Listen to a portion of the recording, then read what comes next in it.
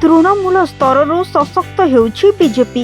प्रधानमंत्री नरेंद्र मोदी उपरे आस्था, मुख्यमंत्री मोहन चरण माझी उपरे विश्वास रखी बीजेपी सामिल होती अनेक नेता और कर्मी। एने बरपाली रे बीजेपी पक्षर मिश्रण पर्व अनुष्ठित हो जाइए। बीजेपुर विधायक सनत कुमार गढ़तिया एवं बरपाली मंडल सभापति प्रताप सिंह नेतृत्व में स्थानीय आशीर्वाद कल्याण मंडप में मिश्रण पर्व आयोजित होता। शताधिक नेता और कर्मी बीजेपी रे जोग देइथिले। विधायक निजे समस्त को दलीय उत्तरीय और टोपी पिंधाई स्वागत करथिले। देश में मोदी सरकार और राज्य में मोहन सरकार का हाथ मुठा को सशक्त करने समस्त कर्मी और नेता जोग देइथिबा विधायक कहिथिले। बीजेपी प्रति कर्मी को लोकप्रियता बढ़ुछि। आगामी दिन में दिल्ली ठुपल्ली बीजेपी शासन करिबो। शून्य विरोधी दल रे यह शासन करिबो। आज हमर बरपाली नगर मंडल सभापति युक्त प्रताप सिंह नेतृत्व में आमर बरपाली नगर मंडल रो प्राय 400-500 जन मातृशक्ति एवं सज्जन बृंद आमर भारतीय जनता पार्टी रे सामिल हेले। इस सभा रे आमर भारतीय जनता पार्टी रो यशस्वी आमर जिला सभापति श्रीयुक्त रूपानंद साहू भी योगदान देइथिले एवं नरेंद्र मोदी यशस्वी प्रधानमंत्री एवं आमर ओडिशार यशस्वी मुख्यमंत्री श्रीयुक्त मोहन चरण माझी नीति एवं आदर्श, भारतीय जनता पार्टी नीति एवं आदर्श एवं विकासमूलक कार्यक्रम एवं जनकल्याणकारी कार्यक्रम गुड़ाक आमर ओडिशा रे एवं सारा भारत रे जेन होउची आमर भारतीय जनता पार्टी तरफ अनुप्राणित होगी आज भारतीय जनता पार्टी रे सामिल हेले। समस्त को मैं बहुत बहुत स्वागत करुचे एवं गोटे परिवार भलिया आगामी दिन में आम समस्ते रहीकि आम बीजेपुर निर्वाचन मंडली के उन्नति होगा से दिगरे निश्चित भाव में आम चेष्टा करमु। मोर पूर्ण आशा अच्छे जे आम सामिल है आमर बरपाली उन्नति और आगे बढ़। आगामी दिन में आमर बरपाली रे एनसी इलेक्शन अच्छे एवं से एनसी इलेक्शन रे दृढ़ विश्वास अच्छे जेन भलिया आज आसिकी केवल नगर 400-500 जन आज आसिक सामिल हेले पूर्ण विश्वास अच्छे आगामी दिन रे आम निश्चित भाव में आम एनएससी टाके भी भारतीय जनता पार्टी निश्चित भाव में जयलाभ करवा ये बोले आम दृढ़ विश्वास अच्छे। ये अवसर में जेन मैंने समस्ते आम भारतीय जनता पार्टी में सामिल हेले फिर तर समस्त को स्वागत करुचे, धन्यवाद अर्पण करुचे जे माननीय प्रधानमंत्री नरेंद्र मोदी एवं माननीय मुख्यमंत्री मोहन माझी नीति एवं आदर्श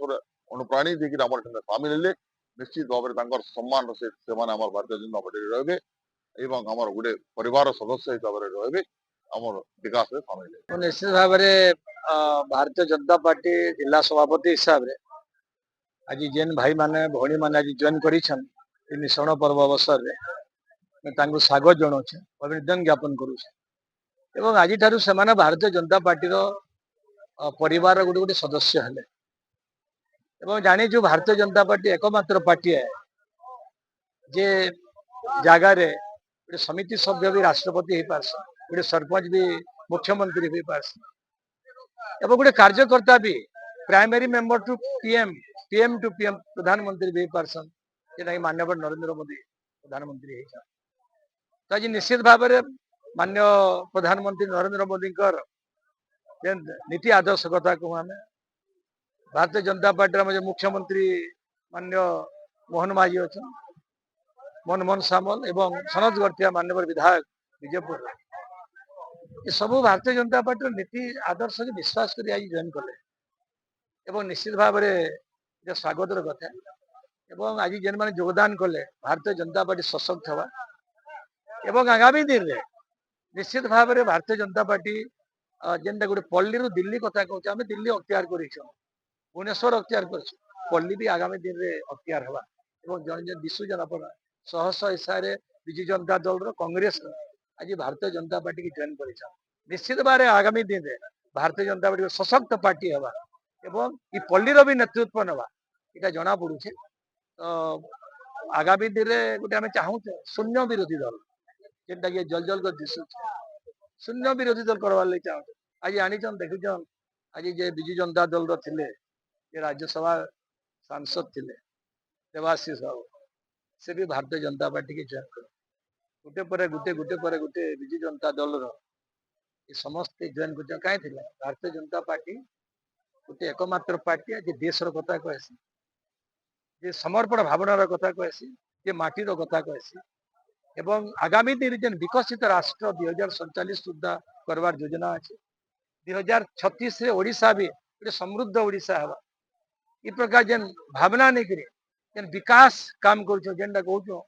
सबका साथ सबका विकास सबका प्रयास सबका विश्वास लगी बोली आज भारतीय जनता पार्टी योगदान करुछ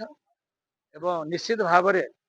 आउ आगामी दिन रे भारतीय जनता पार्टी पल्ली दखल करवा ये जना पड़ुचे मैं पुणी थे समस्त कृतज्ञता ज्ञापन कर स्वागत जनाऊे आज परिवार सदस्य हिसाब से आज से आज आम परिवार सदस्य बहुत बहुत धन्यवाद जादू एटा किछि नै एटा टोटल भारत वर्ष रे सब आडा लोक आछन आउ बीजेपी रे शामिल ही करी अपन नरेंद्र मोदी कर हाथ मुठा के मजबूत करूजन आउ हमर एरिया रे किछि दिन हला खाली